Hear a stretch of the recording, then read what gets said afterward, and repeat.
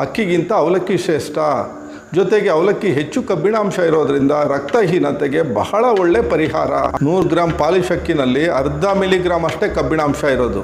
ಆದರೆ ಅದೇ 100 gram ಅವಲಕ್ಕಿನಲ್ಲಿ 4.5 mg ಅಷ್ಟು ಕಬ್ಬಿಣಾಂಶ ಇದೆ.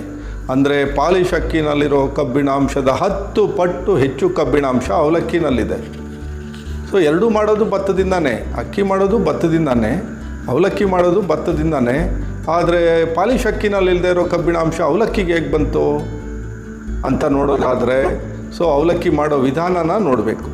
ಸೊ ಅವಲಕ್ಕಿ ಮಾಡೋ ವಿಧಾನ ಹೇಗೆ ಅಂತಂದರೆ, ಸೊ ಭತ್ತನ ಮೊದಲಿಗೆ ನೆನೆಸ್ತಾರೆ, ನೆನೆಸಿರೋ ಭತ್ತನ ಬೇಯಿಸ್ತಾರೆ. ಆ ಬೇಯಿಸಿರೋ ಭತ್ತನ ಕುಟ್ಟಿದಾಗ ಅಥವಾ ಯಂತ್ರಗಳಿಂದ ಅದನ್ನು ಪ್ರೆಸ್ಸಿಂಗ್ ಮಾಡಿದಾಗ ಹೊಟ್ಟಲಿರೋ ಬಹುತೇಕ ಕಬ್ಬಿಣಾಂಶ ಅವಲಕ್ಕಿ ಒಳಗೆ ಬರುತ್ತೆ. ಸೊ ಅಷ್ಟೇ ಅಲ್ಲ, ವಿಟಮಿನ್ B1, B2, B3 ಈ ಅಂಶಗಳು ಸಹ ಅವಲಕ್ಕಿ ಒಳಗೆ ಬರೋದರಿಂದ ಅವಲಕ್ಕಿ ಬಹಳ ಒಳ್ಳೆಯ ಆಹಾರ.